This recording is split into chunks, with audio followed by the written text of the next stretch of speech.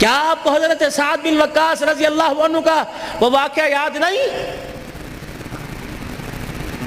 جب نبی کے صحابہ نے دریا کے اندر اپنے گھوڑوں کے پاؤں رکھ دیے اور کہا اللہ اس کے پار بستیاں ہیں، تیرا قرآن کا پیغام لے کر جانا ہے، لیکن راستے کے اندر دریا کی موجیں حائل ہیں، فرمایا اترو سواری سے 2 رکعت صلاۃ الحاجت پڑھو۔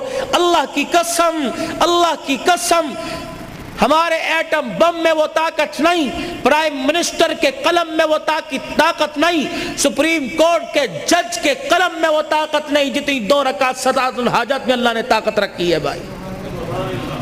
جب کوئی مسئلہ درپیش ہو، گھر سے قدم نکالنے سے پہلے وضو کرو، 2 رکعت صلاۃ الحاجت، پھر اس کے بعد اللہ توفیق دے سورہ یاسین پڑھ لو، نہیں پڑھنی آتی اللہ سے دعا کرو، اللہ یہ کام ہو نہیں رہا، میں نے تیرے پہ چھوڑ دیا ہے، پڑھے تو صحیح۔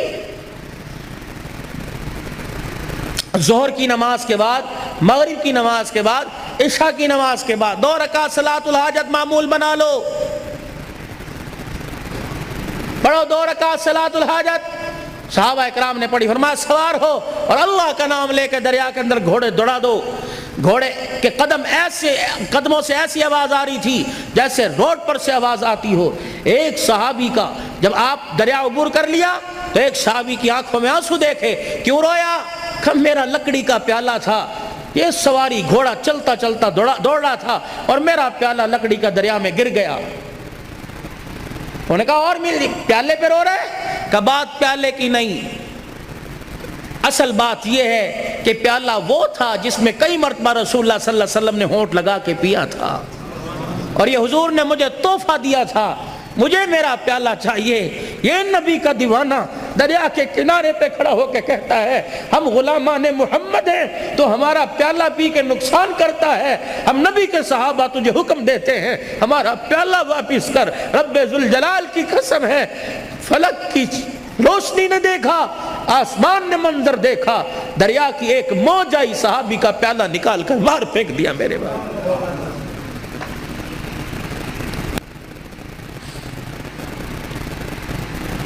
اللہ نے اس امت کو خیر امت بنایا، کوئی وجہ تو ہوگی بھائی، مال کی وجہ سے، خوبصورتی کی وجہ، کس وجہ سے اللہ نے اسے خیر امت بنایا؟ تأمرون بالمعروف وتنہون عن المنکر، تم لوگوں کے لیے ہو، اپنی ذات کے لیے نہیں ہو۔ جیسے تمہارا نبی لوگوں کے لیے بچ گیا، لوگوں کے لیے مٹ گیا، نہ جس نے دن دیکھا نہ رات، نہ بھوک دیکھی نہ کپڑا دیکھا، جس نے دکھوں میں آنکھ کھولی، پیدا ہوا تو باپ کوئی نہیں، ماں بچپن میں چھوڑ کے چلی گئی، دادا ہاں۔ مدینے کے اندر صحابہ اکرام بیٹھے کہ یا رسول اللہ جب فتح مکہ ہوا ہم نے دیکھا آپ مکے کی گلیوں میں نکل گئے، کبھی دیواروں کو ہاتھ لگا کے رو رہے تھے، کبھی ایک دروازے پہ کھڑے ہو کے رو رہے تھے، کبھی آپ مکے کی گلی میں ادھر سے ادھر جا رہے تھے، کملی والے کیا چیز تلاش کر رہے تھے؟ او ہو ترکی کپڑے کا خیمہ تھا، اس خیمے میں بیٹھ کے جو میرا نبی رویا ہے۔ یا رسول اللہ کیوں روئے؟ فرمایا مکہ میرے ماں باپ کا آبائی گھر تھا، صحابہ 8 سال کے بعد گیا، مکے کی گلیاں دیکھ کے مجھے میری ماں آمنہ یاد آ گئی، میرا ابا یاد آ گیا، کندھے پر اٹھا کر میرا دادا مکے کی گلیوں میں پھرا کرتا تھا، میرا دادا یاد آ گیا۔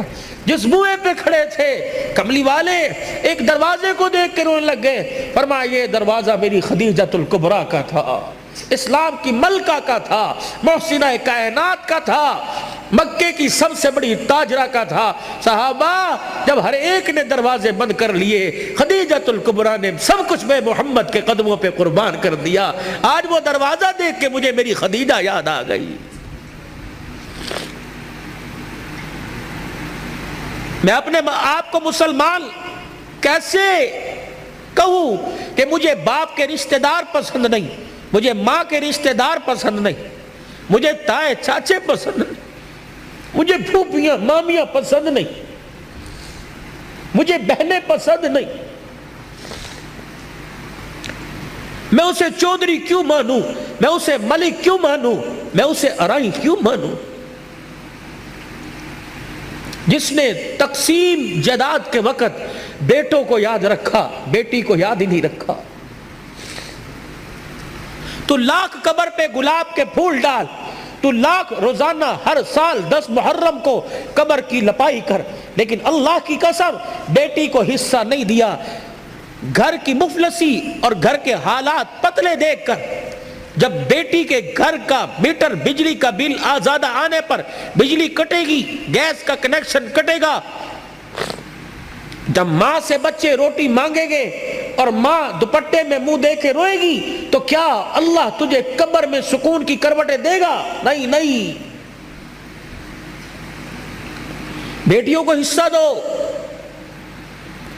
بہت سخت پکڑ ہے، قیامت کا دن ہوگا، اللہ پوری روح زمین کو لوہے کی بنائیں گے، پھر جہنم میں اسے جہاں تک اس کی مرضی اس کو گرم کیا جائے گا، پھر اس پوری زمین میں سوراخ کر کے ایک جہنم کی زنجیر اس میں ڈالے گا۔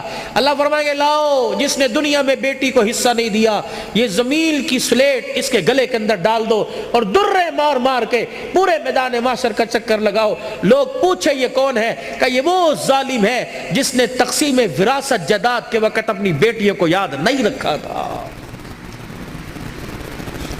اچھا مجھے ایمانداری سے بتلاؤ، بیٹیوں کو حصہ نہ دینے پر تمہاری کون سی صحت میں اضافہ ہوتا ہے؟ بیٹے کون سا تمہیں سونے کے چمچے سے منہ میں تمہارے خوراک ڈالتے ہیں؟ اور یاد رکھنا، مرنے کے بعد بیٹے، اللہ ان کو زندگیاں دے، بیٹے جائیداد کے وارث ہوتے ہیں، لیکن بیٹیاں جب تک زندگی ہے باپ کی چرپائی کی وارث ہوتی ہیں۔ نہیں بھولتیاں، کمیٹیاں ڈال ڈال کے باپ کا ختم کروائیں گی، اپنے خامد سے مانگ مانگ کر پیسے جوڑ جوڑ کے جا مسیطے مٹھائی دیا، مولوی صاحب نو کہیں میرے ابو نو سال ہو گیا دعا کر دیں۔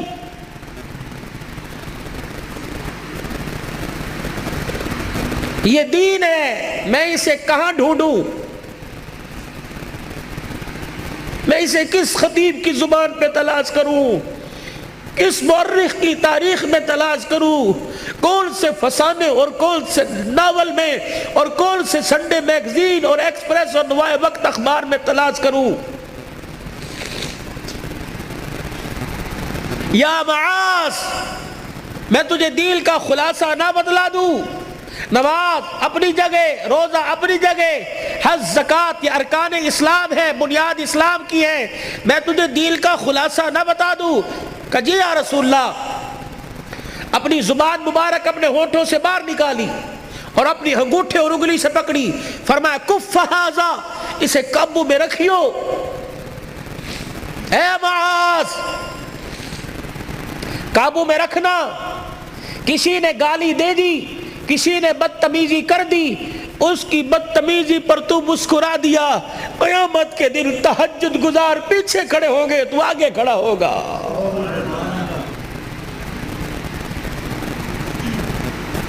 میں کس بیٹے اور کس بیٹی کو بتلاؤں کہ ماں باپ بلائیں تو ان سے بدتمیزی نہیں کرنی؟ ساری رات تہجد پڑھنے والا ایک طرف، مسکرا کر جواب دینے والا ایک طرف۔ تہجد پڑھنے والا مسکرا کر جواب دینے والے کی عبادت کا مقابلہ نہیں کر سکتا۔ میں یہ زندگی کہاں تلاش کروں؟ کس گھر میں کون سے دروازے پہ جا کے ٹکر ماروں؟ یہ کوئی عمریں ہیں؟ 40 سال کی عمر میں سفید بال کر کے بیٹھے ہو، 45 سال کے اندر نظر بھی چلی گئی، ہاتھ کمزور، ہاتھوں میں راشا، ڈنڈا لے کے چل رہے ہو، یہ عمریں ہیں؟ تم نے تو دیسی گھی پیے ہیں، تم بوڑھے کیوں ہو گئے؟ تمہیں تمہاری بیماری نے، تمہیں تمہاری عمر نے بوڑھا نہیں کیا، اولاد کے دکھوں نے بوڑھا کر کے رکھ دیا ہے۔ جس بیٹے کے لیے جھولی پھیلا پھیلا کے مانگا، آج اسی بیٹے کو دیکھ کے کہتا اللہ یا اسے اٹھا لے یا مجھے اٹھا لے۔ کیوں؟ تیرے میرے گھر کے اندر سب کچھ ہے لیکن نبی والی زندگی نہیں ہے۔ اللہ کی قسم، لوگ کہتے ہیں کم بچے خوشحال گھرانہ، میں کہتا ہوں نیک بچے خوشحال گھرانہ۔ بھائیوں، حضور والی زندگی کی تلاش میں نکلو۔ حضور والی زندگی کی تلاش میں نکلو، میرے نبی کی پیاری زندگی کو گھر میں لے کے آؤ، بازار میں لے کے آؤ، کاروبار میں لے کے آؤ، شادی بیاہ میں لے کے آؤ۔